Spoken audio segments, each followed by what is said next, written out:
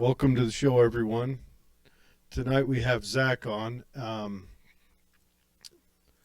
Now, Zach, where are you calling from? I'm calling from Los Angeles, California. Wow. All right. What now? You're with an organization called Mission 60, and it's a veterans organization, correct? That's correct. Yeah, we are a leadership consulting company that is focused on helping companies and individuals develop the special operations mindset or a mental resiliency that we learned in our times in special operations. All right. All right. So what I'm looking at your website right now, and it should be showing up on the screen.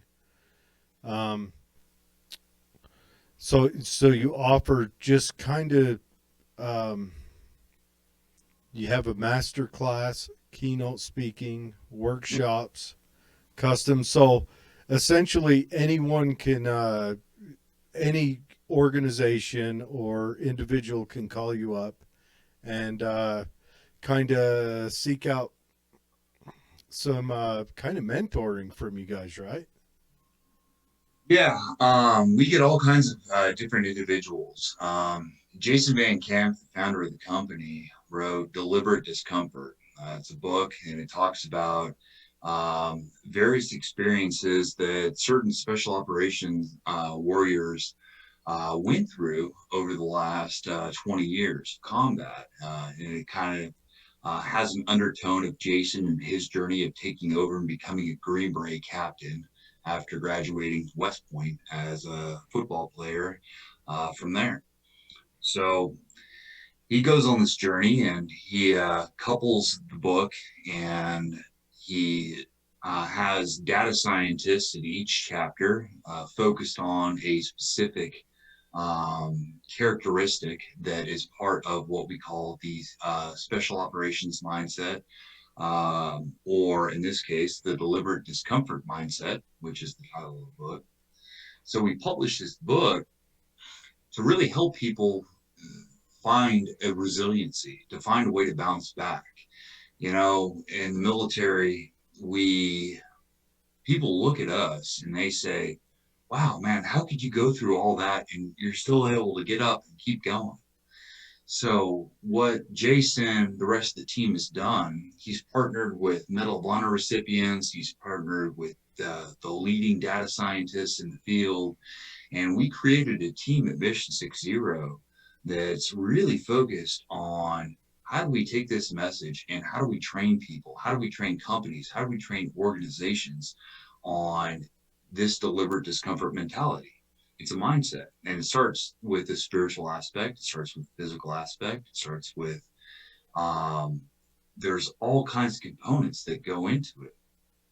So he basically took this human performance doctrine that was in the special operations community, commercialized it, and put his own spin and faith and put his love into it to help others, to help not only veterans, to help other businesses, to help cultures, companies that have cultures that are struggling, particularly in a COVID environment where there's an increased amount of stress and strain. How do you be resilient? How do you have the right mindset? How do you bounce back? How do you take a beating and keep getting up? You know, in the military, we have this expression. It's a common thing on the Navy side. It's called message to Garcia, and it goes back to the Spanish American War. And a commander said, "Hey, I need you to take this note and take it to Garcia." And the note, he didn't know what it was. He didn't know who Garcia was, but he had to figure it out. That resiliency, that ability to think, that ability to adapt was over the years cultivated in the Green Beret and Special Forces mentality of how to be resilient, how to think outside the envelope, how to think and look at problems asymmetrically to solve a problem, and how to keep getting back up when you've been kicked down? How do you accomplish your mission? How do you prioritize? And how do you keep focused? So that's what we do at Mission 60. So, um, let's say a company uh, hires you guys to uh, teach a class to their management. Sure. What can they expect? What do they expect to, do the usual kind of conference room and go through classes, or do you guys also offer kind of stress courses? What can Yeah. they? Jungle warfare, maybe. So, it's that's a really good question. And with COVID, it's been a really different environment in which we have to operate. With Mission 60, we have found the opportunity to connect with companies and run these master classes and run these Q&A sessions where when you read the book, you have your management team, like you said. If you Mm-hmm. got you read a chapter a week, right? And then let's say your management team is all reading the chapter and it's talking about grit. And in that story, it's talking about, so and so is doing this and that. And that veteran will get on and be in a Zoom call with you, with a data scientist and a facilitator. And they're going around and asking questions and they're helping you build a team. So we're doing it virtually. Now, in addition to that, we've already started doing augmented reality and virtual reality. Oh, So nice. before COVID, we would take people out to Utah and we would fly companies out to, if they wanted the full engagement, we would take NFL teams. We would take them out and we would teach them what's called Robin Sage. Robin Sage is the graduation exercise in the Army for when you graduate SFQC or Special Forces Qualification Course. To earn your Green Beret, to earn that tab of Special Forces soldier, you have to complete this scenario. And this scenario is you are in a country and you have to go make communications with a guerrilla chief. And this guerrilla chief is embedded over here. You have a team, just like you would an A team. You have specialties, you have languages, you have to think outside the box, you have to work the full gambit of what a soft um, soldier would have. And you do that. And you get into direct action contact scenarios. We have it with, simunition rounds, where you're firing, you're going back and forth, you're doing buddy carries, you're doing it with your company mates. In those moments, to share in that experience, it helps shift your perspective. And when you shift your perspective, and collectively as a company, when you shift your perspective to a deeper understanding of what you're capable of, how do you react under stress and strain, and how do you think clearly, and how do you find that new connectivity mentally to find a new pathway, it becomes abundantly clear that you have far more potential and ability to accomplish so much more than what you thought you were before you went into that training. You have set natural limits on yourself. So that's what we've seen with a lot of these companies that have come through. So we have physically run through these courses. We have done these immersive Q&A sessions where they get into the story, they can ask questions, they can say, I hopped on with one company and I was explaining my experience in Africa and I was explaining what it's like to get into a gunfight on a ship with it's a metal box and where everything is ricocheting. It's a totally different scenario than a typical battle space. So when I started telling this story, you could see the individuals kind of not only gripping it, but then saying, okay, well, hey, look, in this environment, and it was a sales team that I was talking to. And I was like, that moment when you're uncomfortable, when you're going in the door and you're trying to ask for business and you're trying to ask for this, how do you get that confidence to ask the right question, ask the right why question, ask the right how question? That comes from this experience. And having this experience equips me to be able to do my mission, whatever my job is. That's what leadership is. That's what consulting is in what we do. So it's a really cool opportunity to take the tool sets that really have been for the elite few and try to bring it to the masses. And hey, if you want it, here's the tools. All it takes is you. Here's the pick up your ruck. Let's go. Mm-hmm. And Mm-hmm. if you want to accept that challenge, then we have a challenge for you. So, So how is this mission integrated into the Warrior Rising concept? Are you you're out in L.A., but Warrior Rising is a Utah stationed organization, or how's that structure function? So that's Mission 60. So I was just explaining Mission 60 is a consulting company. Warrior Rising is a different entity. Okay. That is also founded by Jason, and that is basically an organization that you imagine being a veteran. Imagine getting out of service and saying, hey, I want to start a company, but I don't know where to start. If you found Warrior Rising, you would find the following. You would find that we have an entire system that we're going to train you on business development, how to write the business plan, how to organize a company, how to organize your books, how to organize payroll, how to organize your thoughts and processes. We're going to partner you with the right mentors. You're going to self-pace and go through it.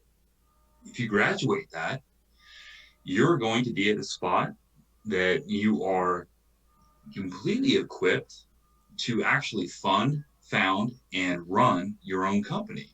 We are then going to introduce you, whatever your business is, we are going to introduce you to different mentors and or partners in venture capital, angels, or private equity to invest in your company and to help you succeed and get off the ground. So go from seed startup to actual functioning companies. And then on top of that, one of the things with Warrior Rising we saw when we transitioned as veterans, we left active duty, was man, I really miss my community. I really miss being a part of a team.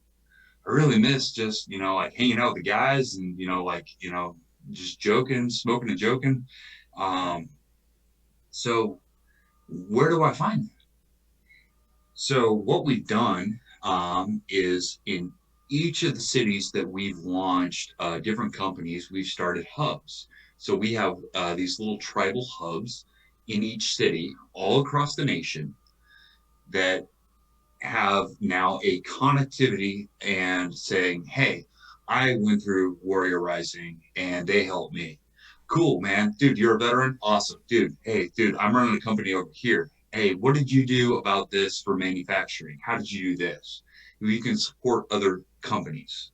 So it opened up a entirely different gambit for, or avenue, excuse me, avenue for companies to not only create their own runway, but create their own ecosystem and look at their own pathways forward for what they want to do for off-ramping. I like it. Well, you've got you've got two actions going on here. You've got the mentoring vets and getting them out there to be entrepreneurs, and you've also got this leadership training, which is, uh, I believe, it's desperately needed, especially what's coming up right now. I think all businesses are going to start to feel a bit of a struggle over the next little while. Yeah.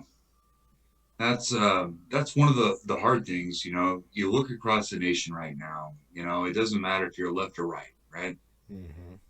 You look across and you look at all these small businesses. They're all hurting. They're hurting because they're not deemed necessary business to stay open. Yeah, And if they can't, I heard sorry, go ahead. I heard that in the last 11 months we've lost the equivalent of 11 years of production. That's terrible, man. That's huge. That's really big. We haven't suffered a loss like that in a long time. So, you know, if you're out there and you're in business and you're saying, hey, I got a business, or hey, dude, I got laid off during COVID, and I was laid off from my job at the beginning of COVID, and I got downsized. I was doing a training operation and teaching sales guys. Got axed right away, and just saying, hey, look, there's nothing here. So when you understand that your neighbors are hurting, that your brethren and your countrymen are hurting across the country, we at Mission 60 at Warrior Rising, this is our heart. Our heart is service. It's why we went in the military. It's why we do what we do now in leadership consulting. It's why we do what we do in Warrior Rising and helping other veterans found their companies. We want to help, and we want to be that resource to help others up. And it's a battle every day. Mm-hmm. And sometimes you just don't even know what to do. And you need somebody who's clever, or you need somebody who's smart, or somebody who's done it before to tell you, hey, there's a better way to make that. I know you have a great idea, but hey, here's what we can do. Here's how I can help you. And getting that connectivity, getting that interaction, sometimes it's just a little bit of hope just injected back into your life. And having just a little bit of hope is okay, because that's what we talk about at the end of the day. Our country as a whole, man, we are reeling on one side or the other. I just take your pick. It is dicey out there, and I'm not going to dive into it, but I would just say that collectively as an American, I am want to support every one of my brothers that is been put out, my sisters that have been put out by COVID-19, by the riots, by all this tension that's going around, that's being running amok. And we find a piece that is our common core humanity. And that's human nature, and saying, hey, how can I help you? How can I help your podcast? You know Mm-hmm. what? Would it be interesting for your audience to hear from me? Would your company, you sell tires? All right, show me how you sell tires. All right, have you considered doing this and this?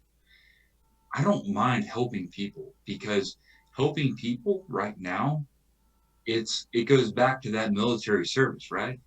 We have that paradigm. We have the mission, men, then me. And if I keep that priority in my veteran status of how do I help my neighbor, my men, how do I help the mission, my country? How do I put the Constitution first? How do I put these things first and keep those priorities in my life? Those things will resonate. Those things will resonate and help others. Because if I give somebody, hey, dude, you know what? I got to get home. I got to make dinner. But you know what? I'm going to spend 5 minutes and I'm going to talk to you. And I want to understand what you're going through. Just being a human being to right now in a world of isolation is everything. Think about it, back to basic, like you're, going through it on a deployment or whatever it is. Whenever you're in the tough spots, it's always the guy next to you. And we have the guy next to us. And if you think about it as a mass psychology experiment, we are being isolated. Hey, stay home, wear a mask, stay home, isolate. Think about it. Fear. We're not Yeah. letting that rule us, but we're saying, okay, you know what? Even during this, how can I help you? Can I help you start an e-business? Can I help you with a platform? Can I help you venture out? It's a spirit. And that American spirit, we need to be talking about, because that is our core value. That is what our country represents. That is the unifying principle that gathers all of us together. And I'm sorry, but I'm tired of watching all of these divisive politicians, pull us apart. Mm. Yeah. It is, it is, we are at a point where you have to say, I have to be uncomfortable. I operate as a naval intelligence officer. I operate in the shadows. And I will tell you, coming on a podcast and talking and using their real name and everything, putting it out there just to impact that one listener who's thinking about it, who's thinking about their life, who's thinking about where they're coming from, that's worth it because that's what it takes. That's what it took 240 years ago.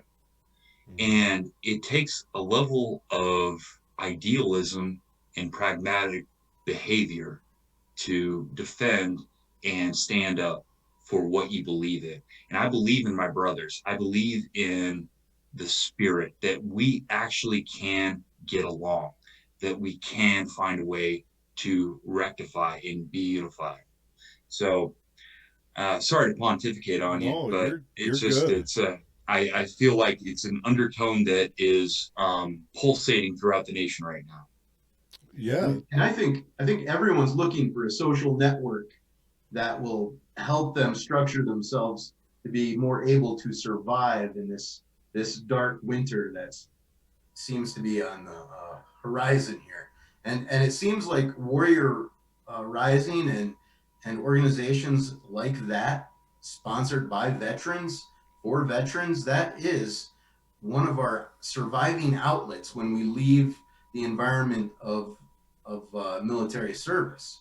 We rely on each other. We need each other and depend on each other, especially in moments of business and entrepreneurship, adjusting to civilian life. That's one of the biggest aspects of the product that it seems you're offering. And I think that's very admirable. I would love to hear your story about how you came about this opportunity to join this network, and what inspired you to just say, you know what, I want to do this. This is what I want to do. Yeah, and it's I appreciate it. In 2014, I left active duty. I had been going at it since '03, and I left active duty and went into the reserves. And I made the jump, and I went into corporate America, and I took a job doing biomedical engineering. I got into sales and doing pacemaker implants and all kinds of interesting stuff. Talking to people and using different skill sets, and you know, I remember getting out, at, about 30 years old.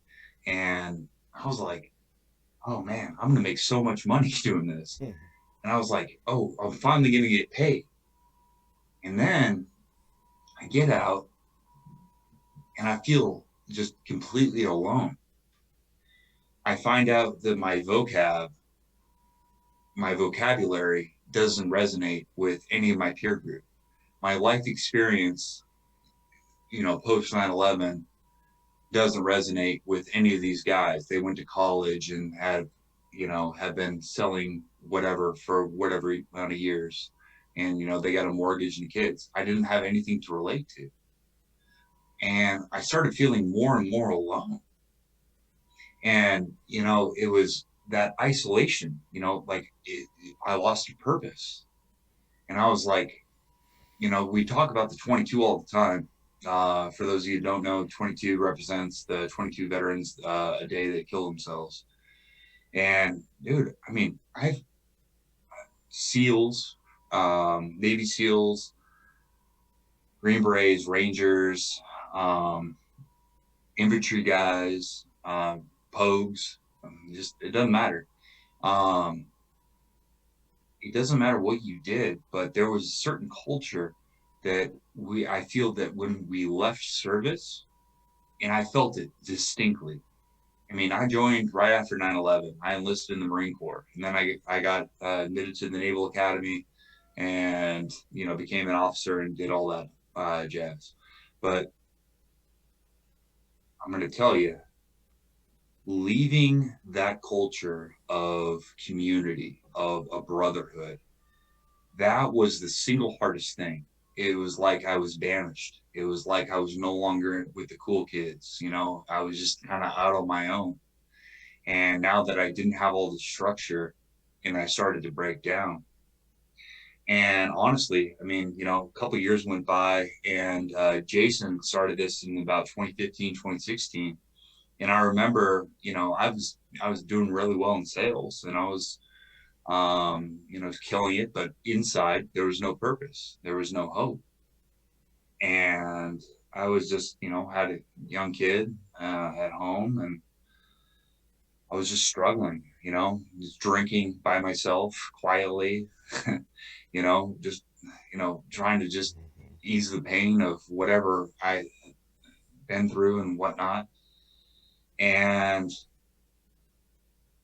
I remember suffering in silence because that was kind of the motto, suffer in silence, do it alone, buck up. And I was miserable and I didn't even realize how miserable I was becoming. And I remember I hopped on LinkedIn right about the time Jason founded Warrior Rising 2016 in 2015, 2016. And I was looking for special operations consulting as just a Google search. And Mission 60 came up. And I was like, all right, cool. Hey, what's this? Me being me and having the intelligence background, I quickly found out Jason's, home address and phone number, and found a way to connect with him, and started a relationship. And started this relationship with him, and started asking him. I was like, "Hey, man, what do you think? I've been killing it in sales. I see you have a consulting company. Is there room for me?" And he's like, "Oh, maybe. But maybe with my nonprofit, Warrior Rising, we're actually at the first board meeting. Why don't you fly out to Utah? You can come out here and meet the team." So I flew out to Utah, met the team, and we started. And it was just kind of this relationship journey that I had with coming back into the fold, with coming back into the tribe, with being around people, guys like Jeff, guys like Pat Collins, all these other guys over at the team, Nate Boyer.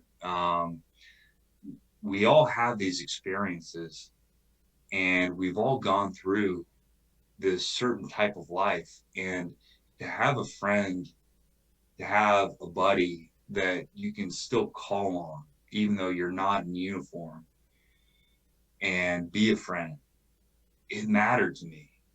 And so over the years, I was, still working in biomedical, and then, went consulting full time, started a whole bunch of different projects, got into venture capital and a whole bunch of different things. But eventually came the right opportunity to where it mixed. And Jason's like, "Zac, I want to bring you on full time." So here I am. Good. And I get the opportunity to work with a team and work with the caliber of people that I love because I have a purpose again. And I see that purpose play out every day. It's taking a phone call.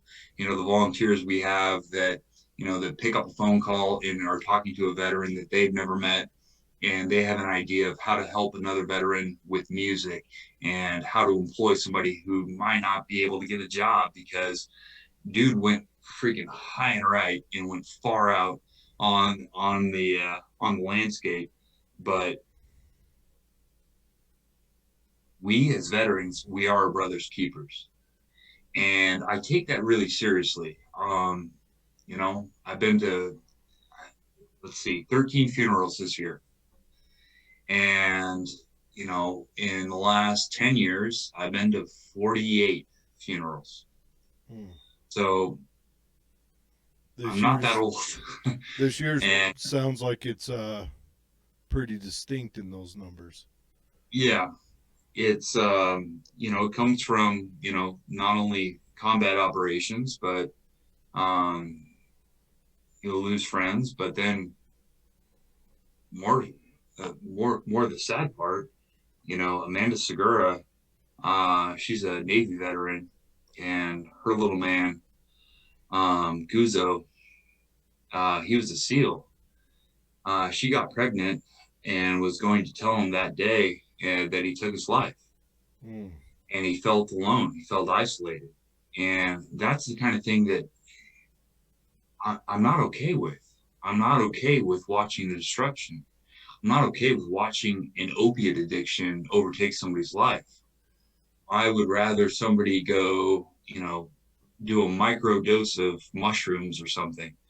And there's some really good research out there that's actually talking about that, but that's not my forte, so I won't speak to it. But um, anything I can do, because when you serve together and you develop that brotherhood, you develop that tribe, you develop its love, and you love it, even if you never met the guy, you can love that brother or that sister, and you want to pick her up. And that's what Jason embodied when he put together this labor of love with Warrior Rising. Yeah. So I'm just happy to be on the team. Yeah, I got out in 2008 and I remember that that first month after I got out, I had a hard time sleeping a full night's sleep. It was just I would stay up late and then wake up really early, and that was and I think that was just the shock of maybe not having the direction that I had prior to that. But I got kind of lucky. I've had a handful of jobs where I was there with a lot of veterans, and also I moved back and I'm located in where I grew up, so I'm around a lot of childhood acquaintances and friends and family, Good. frankly. So I think that added a lot of salvage into my mentality. Glad But to hear it. yeah, so I got lucky, and granted, when I was in there, really wasn't anything going on, so I didn't have to experience any of the bad stuff. But I do want to go back to this Mission 60. I'm quite interested in that because I uh, I work in a not a corporate environment. I'm a lumper, but I work for a corporation. So every few years we have a new training come down the pipeline, and some of them are a little more effective than others, I would say. But so what I'm picturing most of the times when we have this training, um, it is we go to a conference room at the local kind of community vocational school, and we we get fed breakfast, which is always a good thing, um, and and then we shuffle in there by our crew rotation and sit through a class. I think the last one we had was a we did one on a scientific safety, scientific behavioral safety kind of management thing, which was a good one. And prior to that, we did a communication class, which, quite frankly, for a room full of 20 guys, was ridiculous because it was geared towards, I don't know, a room full of mixed or exclusively ladies, but with a room full of 20 guys, that it was kind of weird, but it worked anyway, and some of us may have even taken something home from it. But So when you guys do, say you did say you did a not a managerial class, but a worker class, what would that look like? What, maybe not the full coming out to Utah doing the whole shebang, but maybe more of a classroom setting class. Sure. Like, I mean, like, take it like the COVID thing right now, right? So, if you had a bunch of guys that are, well, like you said, got a bunch of good workers and, hey, dude, they're all getting around. We got a culture, dude, everybody's kind of down, right? Everybody's kind of a little beat up, we're a little tired of, the whole COVID thing. And, everybody's just kind of, I mean, like, you're getting by. You're not really living. You're not really embracing that suck. You're just kind of in a malaise. So what it looks like, we would take, we would say, okay, we talk to the management or whoever, and say, all right, you want to run your crew through? Awesome. So what we're going to do, we're going to set up a call. It's going to take an hour a week. All right, have your team. You're going to have them get on the computer, and they're going to go ahead and they're going to read one chapter a week of this book. That's it. They're going to digest that chapter.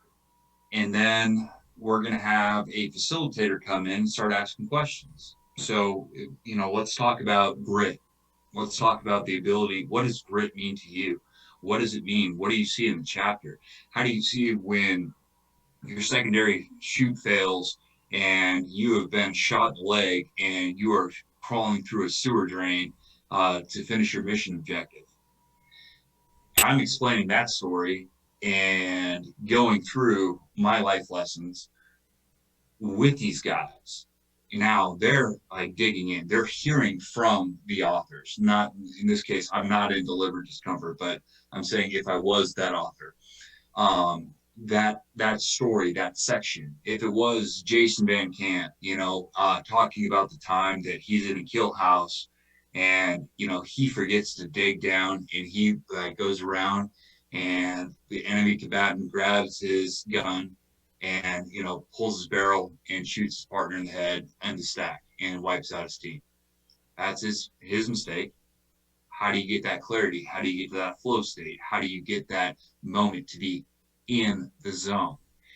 Those things are important. And we start breaking it down and we talk about our own flow experiences, what it's like. And we start opening up about our experiences. And the more that we share with each other, we start building this common culture. So all of you and your crew that is sitting there, that you've read this chapter, now you're thinking about your lives, you're thinking about those moments, whatever your industry is, you're thinking about those times, you're thinking about that time that you had to work as a team. You are now getting coached and led and guided to this moment where you are discovering, wow, yeah, no, I live that. And then, oh, I do have that skill set. And you start to actually isolate and build upon the mental framework that's already there. So we start building on that, and we do that over the course of 8 weeks. So each chapter, whoever that veteran story is, they come in, they talk the story with that company at that time, and we walk them through it. And then at the end of that, we can do. There's a 60-day challenge that we're getting ready to launch. We're beta testing it right now. It's about, dude, you want to get uncomfortable? You have to be comfortable being uncomfortable. And that's a lot of people get into this malaise that, here's my day. I'm going to get up. I'm going to just throw on a t-shirt, grab a cigarette, go smoke, go to work, go eat lunch. Here's my ham sandwich. Go back home, go do this, go to bed. You get into a malaise of a routine and you don't realize that you're just wasting away until you start pushing the envelope, until you start pushing your team. And when you start realizing that, hey, I can be something more, there is more to life than what I was. and what I am doing right now, then I need to go ahead and embrace that challenge. I want to embrace what sucks. You know, and on the Navy side, we have this thing that says, whatever sucks the most, I want that. In the Army, hey, push the rock, right? Push the rock uphill. All right, go do your thing, man. But whatever sucks the most, I do that first because that doing that task requires discipline. And taking that discipline and applying it back to my life, that's what I missed when I was a veteran.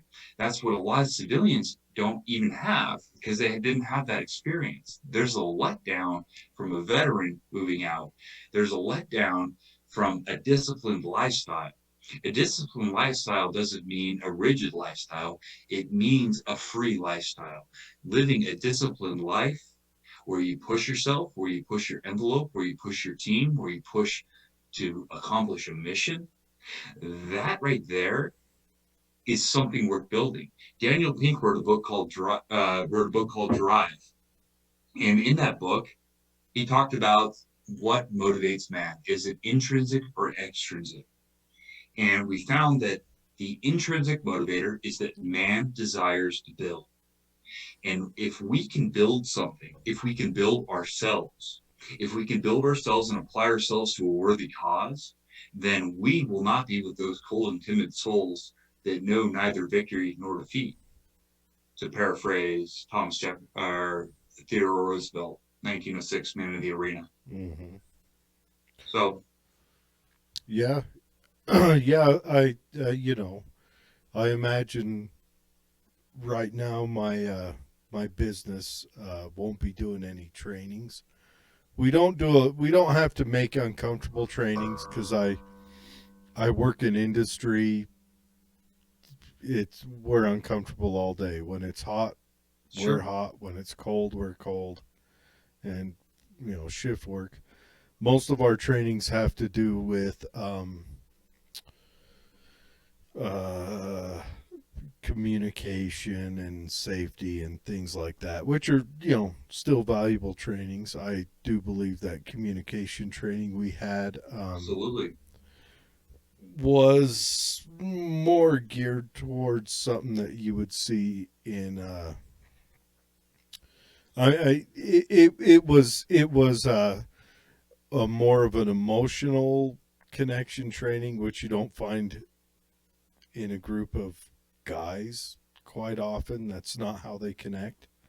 So it was, I don't know, it would have been better in a mixed group or something else, but it had some valuable trainings to it. But I've seen there's been a little bit of prior service training, like corporate training, show up lately. Um, there's been a few different classes offered that I've seen out there. Now, I haven't seen your class yet, but I've seen a few others, and I think it's good leadership training, obviously, because the military prides itself on good leadership. It's kind of its bread and butter. Maybe it doesn't always achieve that level, but that's what it would hope to achieve with what's on the line. Certainly. Now, we have a lot of veterans here in Utah, and this corporation is based here in Utah. So let's say that we have a veteran that has a great idea. He doesn't know where to start with it, but Are he's we motivated and he's determined. are we going to the Warrior one, the Warrior Rising? Yeah, yeah. Let's Yeah, go back to the Warrior Rising. let's Uh, talk about that. I think that's extremely valuable, helping entrepreneurs. now, can you walk me through a scenario, like just walk me through the evolution of how a veteran out there in Utah listening to this podcast would initiate himself into the process, and what that process would look like in a successful step by step mentorship. Like, what would stage Sure. one be, stage two, step three, and so on until the end product is finally achieved. And then when that end product is achieved, is there kind of like an expectation to give back as well, because you can't receive nothing for free, and that's just the law of nature.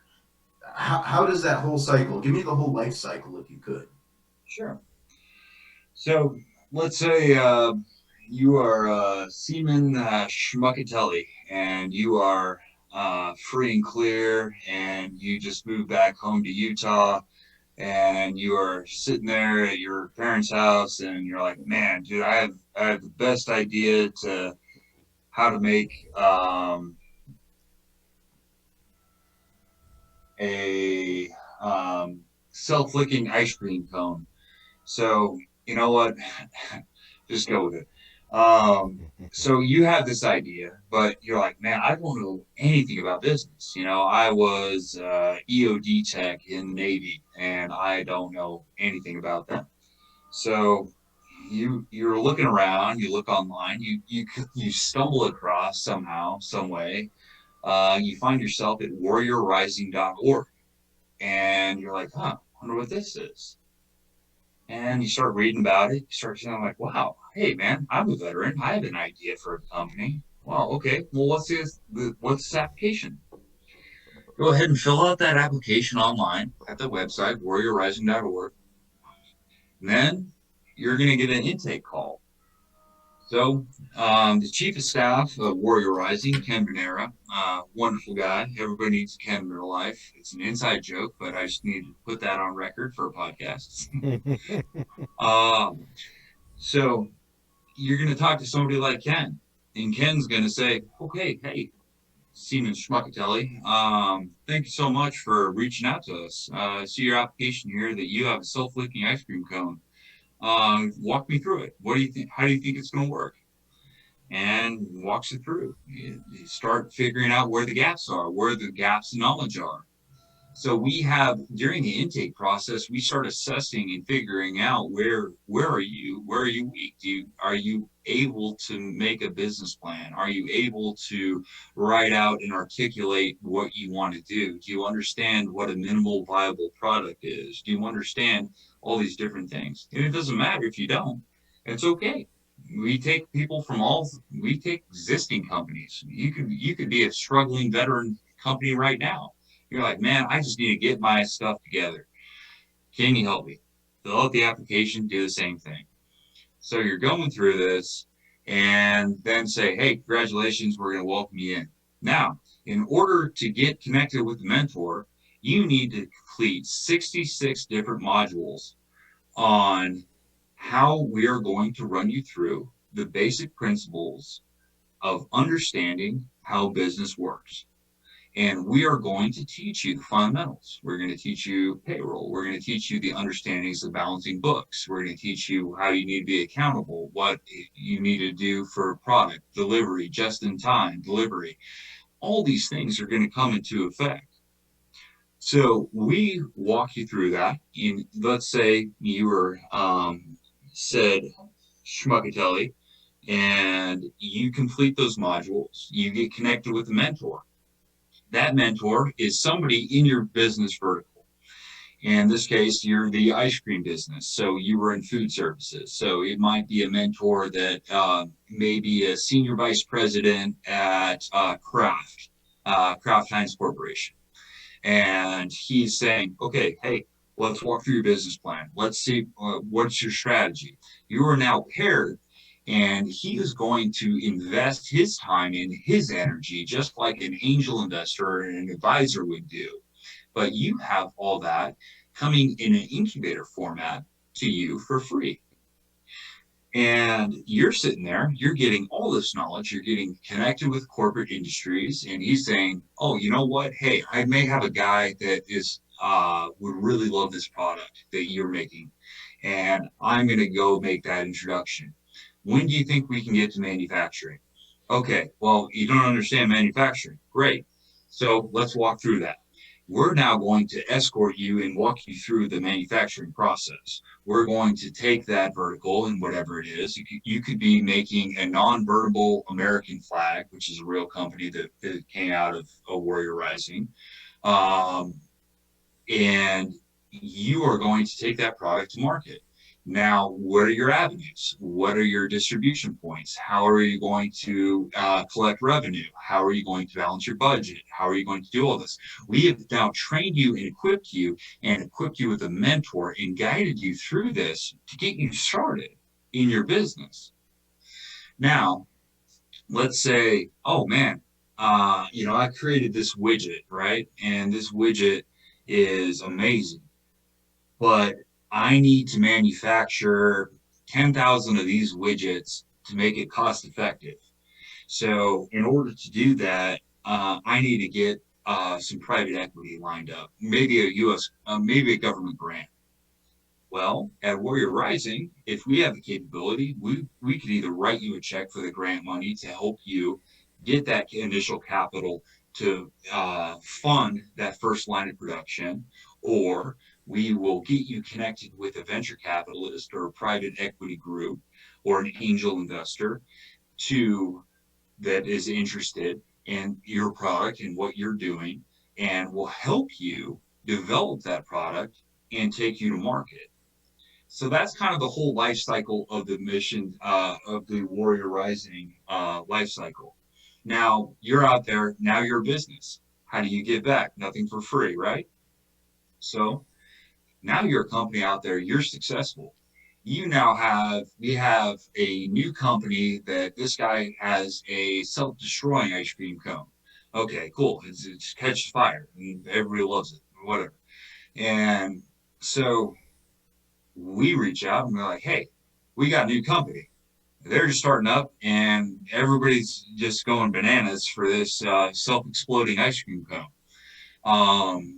Would you be able to help them out? Yeah, absolutely. Now you become a mentor. So it's a self-feeding system. And we're now feeding that ecosystem. And then you remember that, hey, I remember I reached out to Johnny over here in Provo, and Johnny was really good at supply chain management. And he had a really good trucking company that he used to help me in my distribution. What was the name of that company, Johnny? Okay, I'm going to get you in contact. Here's a text. Boom, boom, boom. That's kind of how it works. So now imagine this on a national scale. So it doesn't matter where you end up. You have these tribes in each city where you're going to have guys connected with Warrior Rising. So even if you're a veteran now and you're now transplanting your company to a different area or you're relocating, we are trying to build that network and integration so that we will always have that tribe and connective tissue that we had once when we were wearing a uniform. That's what's important, is building that network. So, I mean, I've connected another friend of mine, Mark Millay. He runs Reformed. He runs entire ecosystems of, veteran platforms. And we're now integrating that with Warrior Rising. So we're trying to build a much larger ecosystem, and it just takes time, it takes energy, and it takes individuals, it takes volunteers, it building takes a good people doing good stuff. building a community. Yep. I like it. And I think that's the other training I like, but I think this mentoring to help entrepreneurs, especially right now, is as important as it could be. Where there's layoffs and things coming, and who knows what hardships are going to be nationally come, next week or next year. But there's hardships coming, and I think uh, being offering a service where you help people get out on their own is a bulwark against that. 100%. I like that. Um, yeah, there's actually a lot of smaller boiled down questions. I would like to.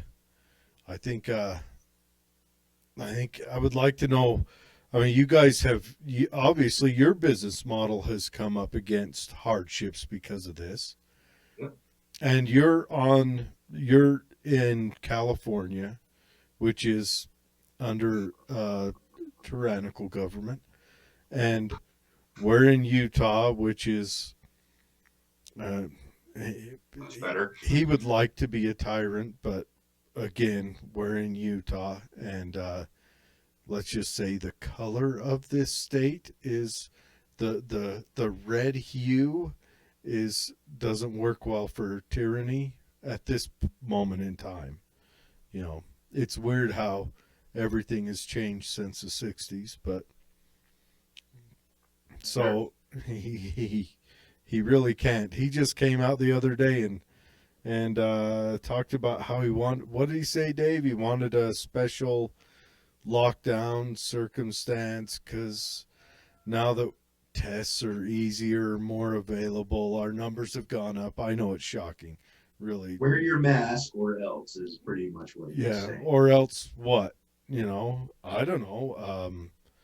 Wear your mask. Where? He didn't come out with any actual directives. He came out with the mask mandate, but it didn't say you have to wear your mask if you are in this situation.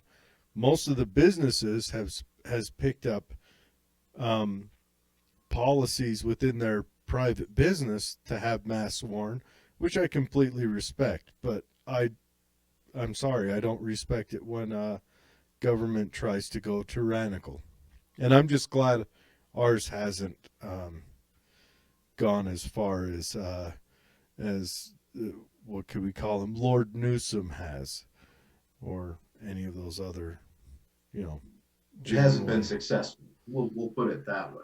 Yeah, it wouldn't pan out. And we literally live out in the middle of nowhere. You could probably fit our whole county, which is the largest county in Utah, into maybe 3 city blocks of downtown Los Angeles, population wise. Wow. Well, it's beautiful up there. A buddy of mine, I was down in Austin. He's originally from the Moab area, Oh, and yeah. yeah, beautiful. And Zeke, and we were talking about getting up there and just going dirt biking and just kind of get out in nature, uh, do a little bit before it gets too cold. So got to get up that way soon. When you guys come out here and do that Robin Sage training, where do you do that at? So it's in South Jordan, Okay. where Jason has a facility. But Okay. with COVID-19, I mean, wear a mask, stay home, stay safe. Yeah. I don't know. I So say suck it yeah, up. I already went through COVID. I had it. It yeah, was me too. uncomfortable for 7 hours, and that was it. I, Yeah, you know, everything else. I podcasted while I had it. I did everything, and I did. I didn't do my regular job because they wouldn't let me. But I, yeah, yeah. I Three painted my negative house. tests and some self quarantine. Yeah, self. That was the hardest part was self quarantine. So I had people deliver buckets of paint to my house, and I painted my house. There you go. Use my time. Productive. Use my time as wisely as I know how. I mean, I am a Neanderthal, so there's there's I'm not going to write a book. Let's face it. But I I don't want to downplay the hazards of COVID, but I do believe that it got into the hands of two hands. Just my opinion. Take it for what it's worth. A guy with an IQ hovering around 30 something. Um, I believe that one, it got into the hands of the politicians and they used it for all it was worth. And then the scientists, it seems like nowadays, anytime a scientist gets pushed in front of the cameras, they tend to run with it hard, I guess is the way to put it. And I don't want to downplay them or their value to society, but I think that with scientists and their idiosyncrasies and specialties, we need to have a mediator between them and the camera. Because once they run with something, then they're kind of stuck with it. And their name's on the line. So they continually run with it. And then when riots happen, they've closed down churches on one side, but they say riots are fine. And that's really kind of startling that they would go that route. I mean, in the same conversation, they'll say these big mass groups of rioters are okay, but don't let people go to church. All right. Just, you know, I guess I got off on a soapbox there for a minute. Good. But yeah, I like what you guys are doing. I love that entrepreneur thing. I hopefully we can drive some more people to it and get that going. I think that's excellent. That'd be awesome. Yeah. And like I said, it's what we do, what you do. It's one day at a time. You just keep getting up. You keep moving forward. And sometimes it doesn't feel like you're doing a lot, but it could mean a lot, whatever your action is. Taking time to hop on a podcast. This could mean a lot to somebody listening, right? Mm-hmm. It could just resonate with him or her for whatever reason. And we never know how our actions are going to impact others.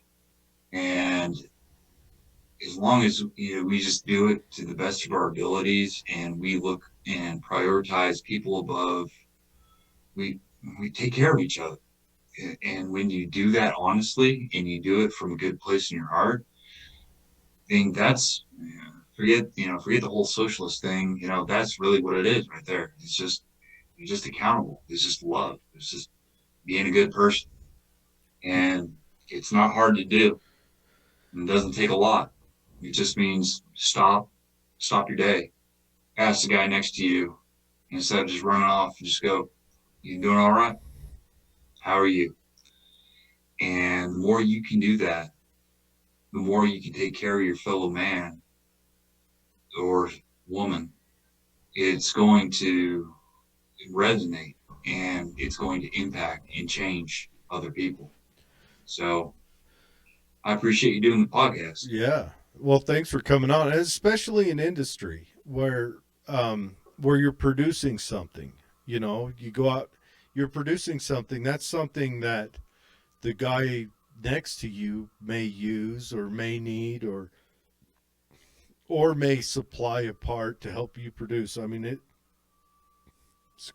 is an ecosystem where the production gets spread around it, and we've got to keep that production up. If we hold that into ourselves, I mean, we'll all fail together. Exactly.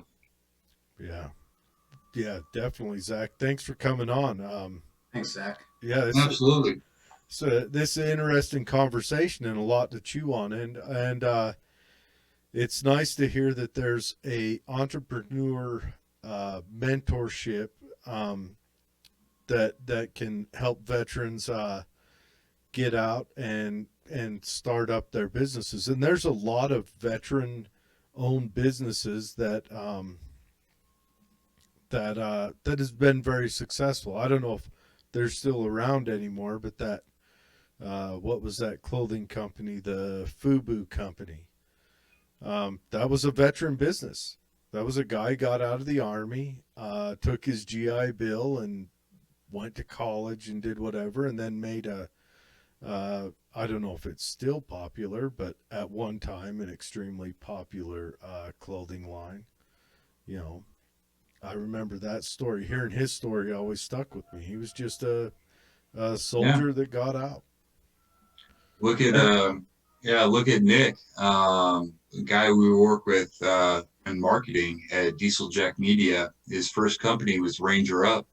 Started a whole T-shirt line. Oh, and, yeah. a lot of cool T-shirts and a lot of funny things. So it just takes one good idea and just finding the right network and ecosystem to help prop you up, and there you go. Yeah, there's a lot of that Black Rifle coffee company. That's That's Good it. coffee. Yeah, yeah, that's yeah, down in Austin. yeah, And that's all those veteran shows like Band of Brothers, usually towards the end of the show they talk about hey, what are we gonna do when we go back? And one guy's like, maybe Sergeant Schmuckers was like, I'll make jelly or something. And this is how the story starts when you get back. Mhm. You need a support group, you need a social network, and That's it. you guys are providing that. I think that's going to yield a lot of fruit for society. And when it comes to being an entrepreneur, those are the pillars of our society. That's the base of our civilization. Without all of these comforts and services, we're not America. That's what makes us Americans. Is we want to live peacefully amongst our fellow human beings and provide value, and that's important. And especially coming out of a military environment, we need that transition. We need some sort of a from point A to point Z. We need something in the middle to help us transition. Reach. Yeah. Yeah. And we help companies with Mission 60. If you're an existing company and you want to better your team, Mission 60 is the tribe for you. If you're a veteran or a veteran spouse and you want to try your hand at being an entrepreneur and try your own thing, hit us up. warriorrising.org. Yeah, those are good things. They'll be in the show notes of the podcast and everything else, and also um, come to our Facebook page. There'll be all that. All there'll just be links to all that on there. You can get on there, explore around, and see what's going on. I noticed on the Warrior Rising there was there's a class coming up, right? Yeah, we just had at Warrior Rising, we had a fundraiser last night on Veterans Day. I think that's what you're seeing right Okay, there, the okay, event. yeah. Yeah, we had Nick from Ranger Up and Diesel Jack Media hosted, and we did a fundraiser to raise money for Was this like funding all these great things. was it a Zoom fundraiser or? Yeah, it was a virtual thing, and we just, we made it entertaining. We had some videos, we had some raffles, gave away some cool guns from Christian Brothers, gave away a trip to Mexico, some other cool Oh, stuff. So, was it a uh, one-way trip to Mexico? no, it's a round trip, but it could have been I a one way. It depends right on if now, you use the ticket, it could be a one way. right now, I'm thinking of one-way. It is cold as hell here. There Okay, you go. like I think we topped out at 28 degrees or 30 degrees today. Nice. Brisk. Yeah, miserable, and I'm out in it all day. Miserable, hated it. But yeah, if I want a trip to Mexico, that other ticket, I'll give it away. I'll give it to whoever wants it while I'm down there. There you Because it was, yeah, I'd get to the heat and I'd say, this is where I live now. go. Yeah. But yeah, Zach, thanks for coming on. Absolutely. Um, Pleasure. yeah, I'll have Dave stick around for a minute. We need to recap up with our fun elections that just happened and see what, talk about what we think about it for, I don't know, 10 minutes. I think will cover what we think about it. Oh, actually, since Zach is an intelligence officer, let me spin this by Military Zach. intelligence.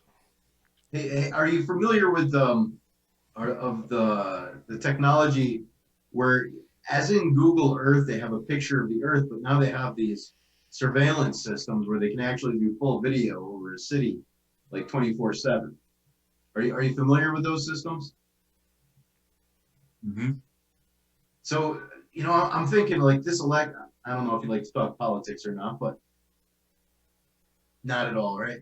No, it's hard to do with still rocking the uniform. So That uh, and also he's representing a business right now. yeah, We Let's tried to talk with him. Yeah, we shouldn't drag him into our foyers. And appreciate it, also, though. We'll release you then, I guess. yeah. All right, The burden's Hey, over, thanks for brother. coming on, Zach. Anytime you guys have something coming out you wanna throw out there, just shoot us a message. We can throw you on for uh, even if it's just a 10-minute, hey, we got this coming up, especially if it's something local here in Utah. Yeah, Or if you got Jeff. a video commercial. You got a Yeah, commercial for yeah, we Warrior got those all the Rising. time. I'll let Jason know, and thank you guys so much. Really Anytime, man. appreciate the conversation. Anytime we definitely want to, anytime we can get any kind of advertisement out for, well, we love supporting businesses, and anytime, especially veteran stuff, we love to get involved with that. I mean, we're all veterans here. Yeah. We got Appreciate we it. all learn the secret handshakes or That's right. whatever it is they teach you, shark attack, whatever it is.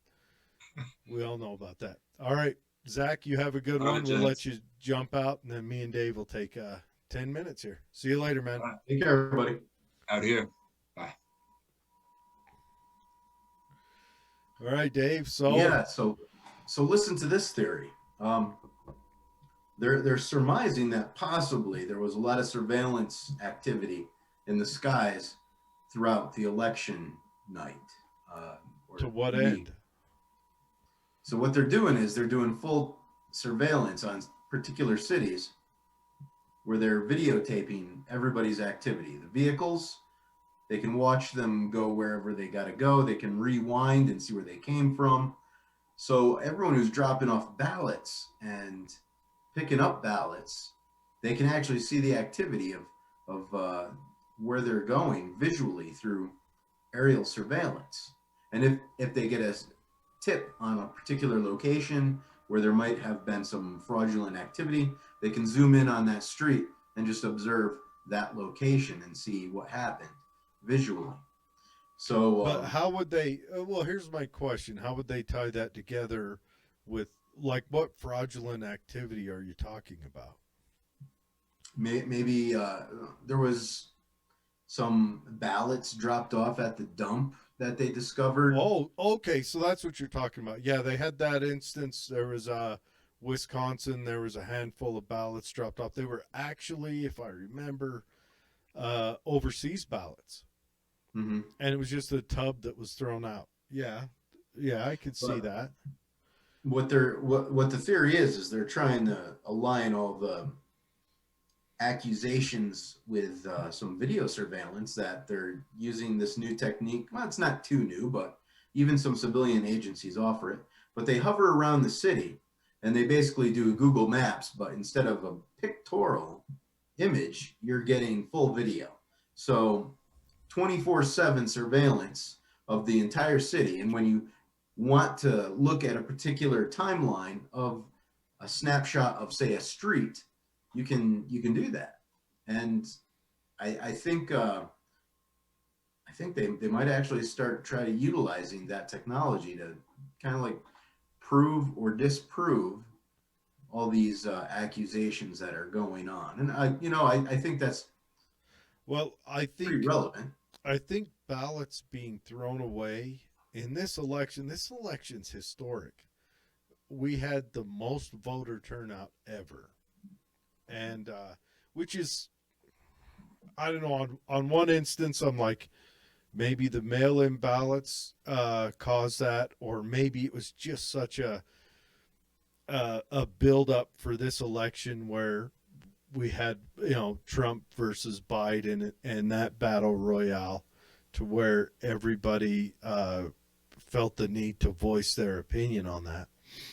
I think the recounts. I mean, they've already found a few instances of recounts, and then the instance like when Fox News came out and announced Arizona early.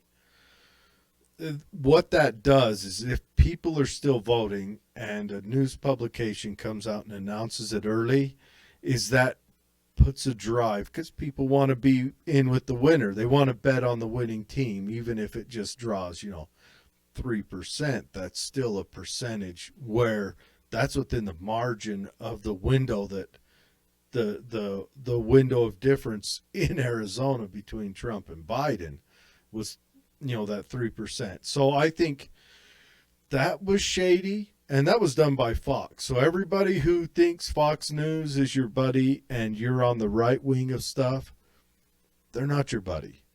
They that was obviously some chicanery going on there. And then there's been in Georgia, they had the machines took, I want to say it was 3,000 votes and gave them to one side when they were for the other. And they're trying to, I mean, everybody's trying to say, oh, it wasn't, any of that. Do I think that there was voter fraud? Obviously. Every time there's votes, there's voter fraud. I don't care if it's voting to see who's the head editor of your high school, yearbook. There's going to be some kind of, fuckery going on there. Do I think it's enough to change the election? I don't know. You already know, anyone who's listened to this before already knows my feelings on it. I do not have a dog in this fight. But let's say it goes on with the way it stands right now, that Biden is going to be our president. I'm going to look at the bright side of that.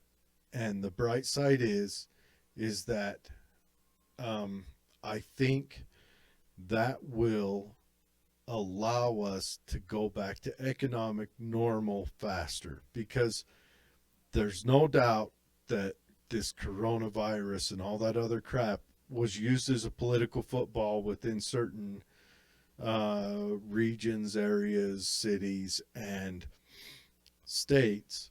This was used as a political football to shut an economy down because the economy was doing rather well, and that was a feather in the cap of the evil one. And so I have no doubt that some of the response to COVID was an abusive tactic by the Democrat Party. And I'm not a Republican. I'm just a outside, observer noting this. And I think I would say February 1st, well, okay, let's call it November 15th, mask mandate comes down. You have to wear masks, whatever. They'll lay a timeline on it, 2 weeks, a month. And then that mask mandate will twilight, and we won't hear anything else about it. The news media will quit putting out the numbers of how many people have, the beer flu or any of that. They'll quit putting that out. It'll just go away and be gone. The economy's definitely acting funny. I mean, just today, my personal favorite asset went up another $500. Did you hear about that? What was it? 30 billion, or no, was it 3 billion was sold in Bitcoin, and everyone was wondering who owns this Bitcoin that just got sold. It was the federal government from the Silk Road, I believe. It was the FBI. The FBI held the largest wallet in the world. Now, another interesting event today is the second largest bank in the world is starting to issue out bonds for Bitcoin in China. So how does that work? Bonds for Bitcoin. So you can go buy a bond, which a bond is generally a municipal or an incorporation or, an investment that has a payout. So anything in China is a bond, though, isn't it? I mean, if it comes from, have no clue. China is it's a different planet. China is this weird influx where they took fascism and communism and they rolled them in flour and put them together and made a meal out of it. And that meal is now going to take over the world in the next 25 years. But anyways, so they sell bonds for Bitcoin, because I know in China they've had marketplaces where they, usually through Europe, but where they've been buying Bitcoin. People of middle class and above have been buying Bitcoin in China for years now. And actually they, in a lot of ways, because they run through VPNs, they have kind of a stauncher trading market on this currency trading over there. I've talked to a few Chinese persons over the last few years about that. Well, the Chinese government itself it's always been kind of hostile to So the idea of private citizens buying and selling Bitcoin that's amongst themselves. hence the VPN, which allows them to trade as if they're sitting in Germany trading in currency And or that's like sitting free in market Dubai economy, and it's or an escape from their controlled currency. But utilizing this banking most of system, most of it's a them use government it. bank, it's a Mo- Chinese bank, and it's the second biggest one in the world. yeah, So I want to get to that in a second, but most of the Chinese people use it as currency trading. That's what they do it for. They go and buy the cheapest currency of the day, hmm, if that's Bitcoin, valuated, then they buy that. And then the next day they hop in and trade that for another currency. And they just continually trade and shave a little bit off.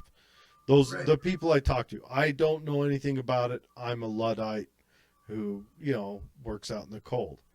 But I think a lot of people do that though. Currency trading is pretty popular all yeah, over the world, but but my in question China, I mean, if you can get away with it, my I'm sure they question do. well, that's what VPNs do. They all get on VPNs. That's you're not going to talk to them on Facebook unless they're running through a VPN, you know. Right.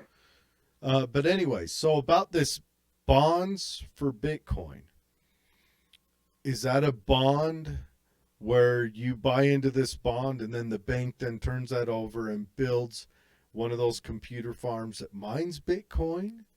Or do you buy the bond with a Bitcoin, with a It sounds like they're cryptocurrency? buying the bond with the Bitcoin. Right now, like China wants to stock up on precious metals, but now it seems like they're adding cryptocurrencies to their inventory as well. And this is one of their methodologies of doing that. But the fact is, they're doing it. They're interested in it. Mhm. If you follow the Bitcoin market, this past 2 weeks, it's went up like $3,000. It's When just the F, because of the election. I don't know, but when the it FBI sold its wallet, did that make it jump? well, shouldn't that should make it go down if You they would sold think it? it would. That's what I would think. But I'm not that familiar with Bitcoin and reactions. But then again, where it's freed up from sitting in a, let's call it what it is. The FBI would be a black hole for a cryptocurrency right now. It's not like the FBI can go out and buy new weapons for its agents or new trainings with Bitcoin right now. So it's a black hole that just held Bitcoin. Maybe that being released on the market made an economic explosion. And I'm still not sure if it was released onto the market or if it just moved. Because Yeah. when you move your Bitcoin from one wallet to another, people notice that in that huge quantity. Well, what So, what could the FBI do with it? The FBI couldn't. I mean, unless the FBI started another wallet and slid it yeah. over. And But granted, imagine they auction it off. that's what I'm thinking they did. I'm thinking they released it out onto the market through selling it off. Or they did a direct trade. How wild would that be if the FBI did a direct trade? I know the DEA can use confiscated funds for its operations. It's the only one that can, or at least it was when I had any experience with them. Nowadays, who knows? But that is insane. And granted, the bulk of it probably came from that bust of the Silk Road. What was his name? Ehrlich. I forget the guy's name off the top of my head. But anyways, I want to go with the election. I want to talk about that. So, what are your thoughts on that? If it runs the way it's going, like what kind of predictions do you have? This one's a wild card. I mean, my original prediction is Trump won, according Yeah, to the mathematical statistics that were presented before me on election night. I And then know, all I of a know, sudden, but let's it's like, say Biden wins. Uh, we're gonna put the chicanery aside. Biden wins. What's your predictions with what happens with the economy and industry and what have you? I've thrown mine out there. I think what it would do is it would make the coronavirus kind of uh, just kind of go quietly, just become a whisper and then be gone. Not that Yeah, we haven't that's already done extreme damage to our economy. the media can only focus on one really large propaganda sale at a time. Right now, it's the coronavirus. And I think you're right. Yeah, once Biden leaves, they're going to want to stop selling that because they want to try to promote a Biden economy Yeah, and they want to fluff him up. it's not just that they want to focus on a propaganda thing. It's that this propaganda thing had a job. And I think that job was to hurt Trump's economy that was doing rather well. And I think that they are that it will no longer have a purpose that can. I don't see how they could use Corona for a positive purpose for the economy and industry.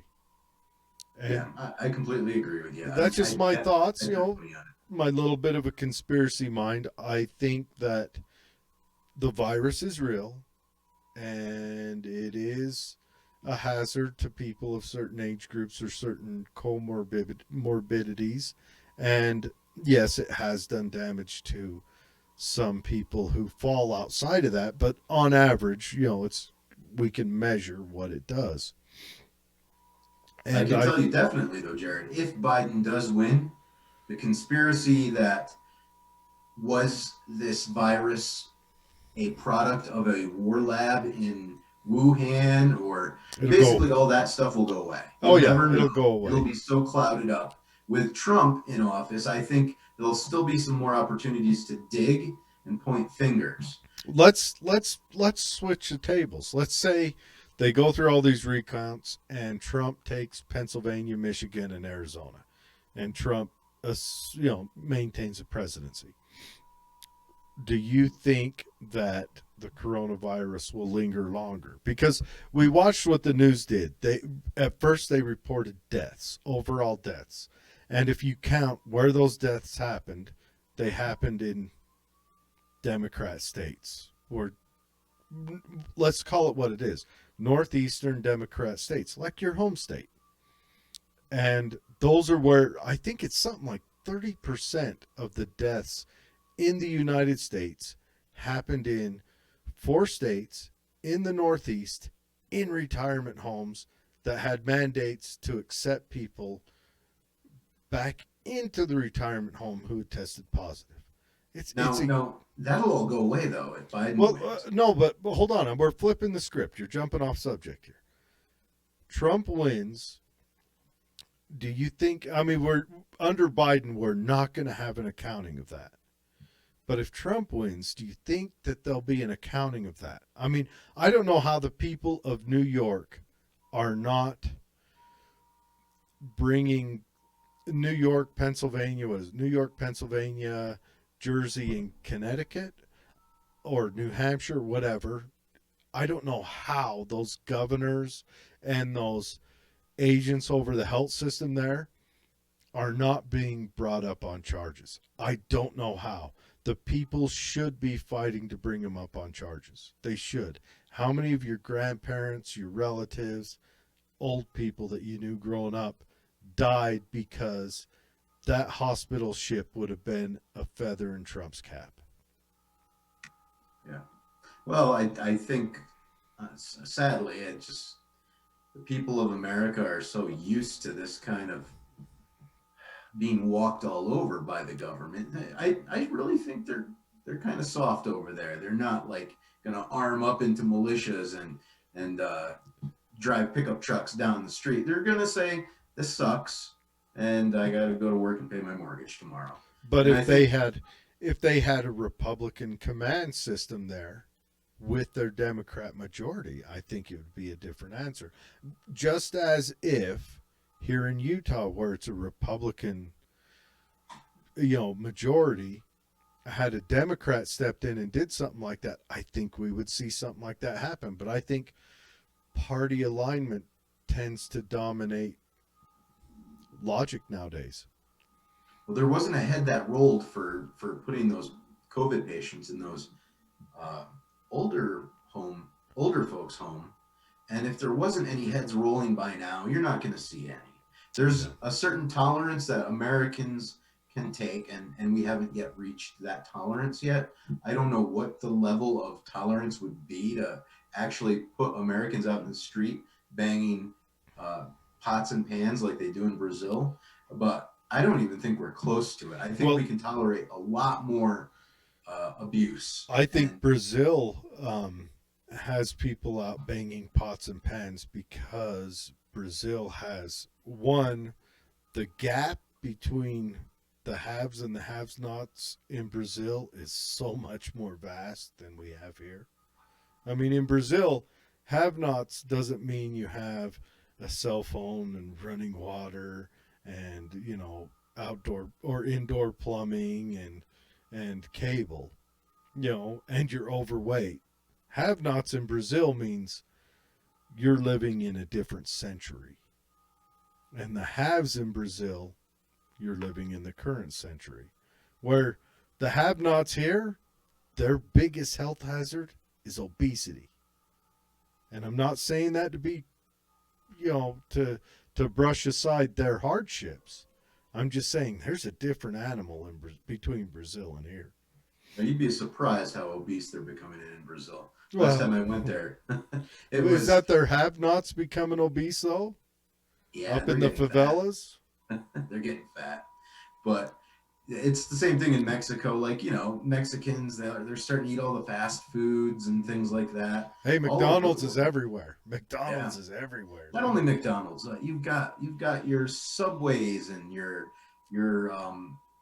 Wendy's and things. Mm-hmm. All those kind of fast food chains have been pouring into these Latin American countries, Yeah, and but the diets are changing. The people are changing over there, and they're it's so what's your it's prediction pretty if drastic. Biden ascends? Mine is coronavirus will be gone in a month. If that, yeah. Do you have any other predictions? I mean, right now we can only play with the information that we're given. If they allow Trump to stay in office, coronavirus will be a black cloud over the media network, probably until 4 years from now. And that's another tough thing. We are an extremely divided nation, and I've been studying a lot of what happened in the 60s uh, when we were divided. Then the divide was different. Um, I'm okay with division if we would just divide. I personally, at this point in my life, I'd be okay with having two different separate countries instead two, of one United I States. think we I'd be need. okay with it. I think we need three. What would be the third? Well, you've got the West Coast. Okay, so here's what you've got. You have um, you've got kind of the center, which honestly, the center could be divided into multiple countries. But let's say we're just going to divide the stark differences. You've got the northeast coast, which is kind of conservative Democrats and progressive Republicans. That's kind of what sits up there. And then you've got the west coast, which is radical Democrats and conservative Republicans. And then you've got the center, which is the center. You know, you've got middle of the road Republicans and middle of the road Democrats, which seem to get along well. All the local Democrats we interview on this show, we get along well with. Even Mm-hmm. if we don't agree with them, we get along well.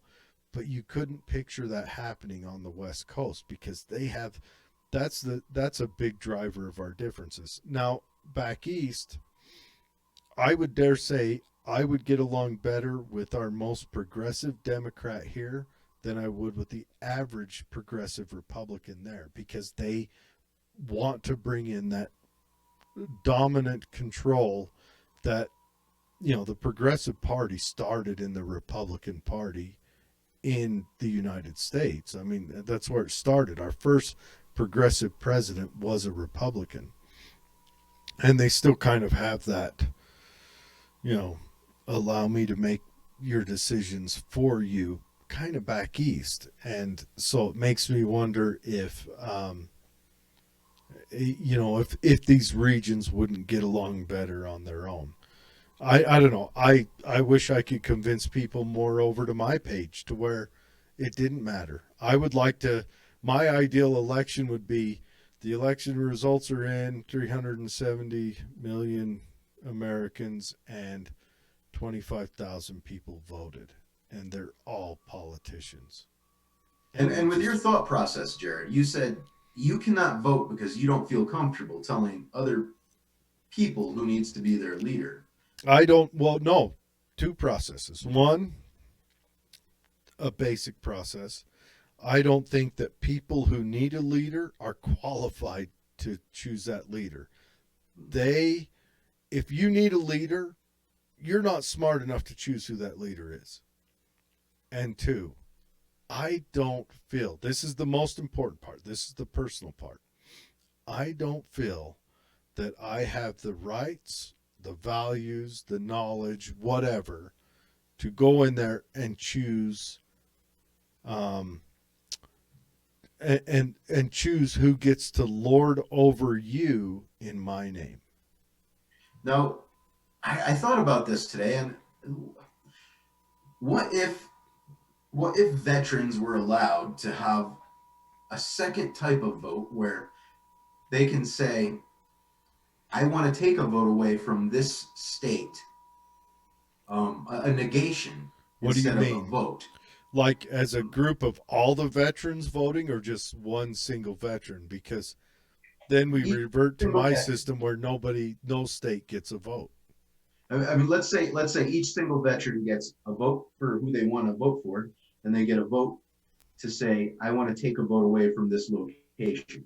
Now, you might not be able to morally justify, I I want vote to for I this want leader. to understand what you mean by take a vote away from this location.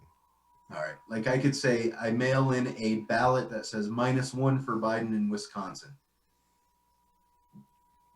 But then why, if we want to go that route, why don't we just go Rome or Heinlein and say you have to be a citizen to vote, and the way you earn citizenship is through military service?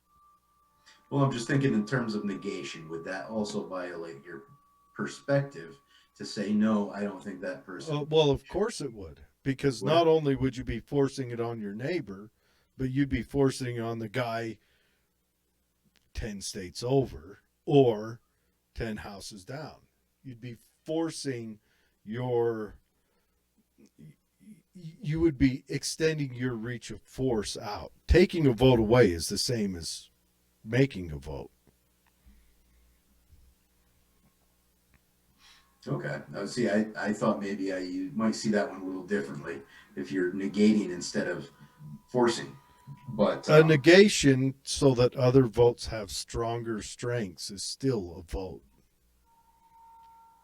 It's just principled. I hope I'm a principled guy. You know, I believe in principles. I want to live by those.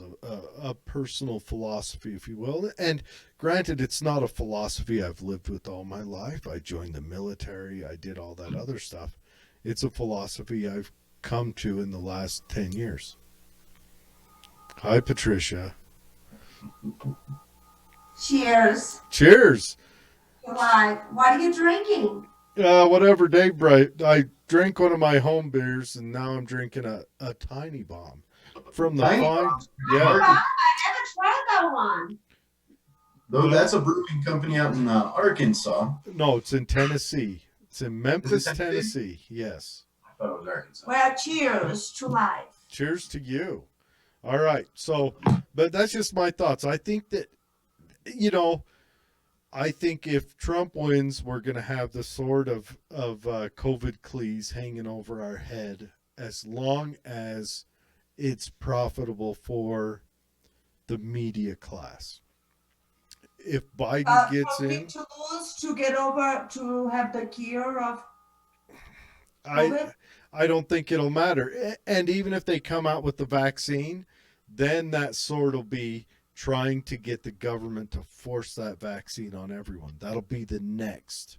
Well, Um, both sides promise a free vaccine for everyone. It's fine. I'll watch you guys take it. I am not taking it. Make your dick fall off or something.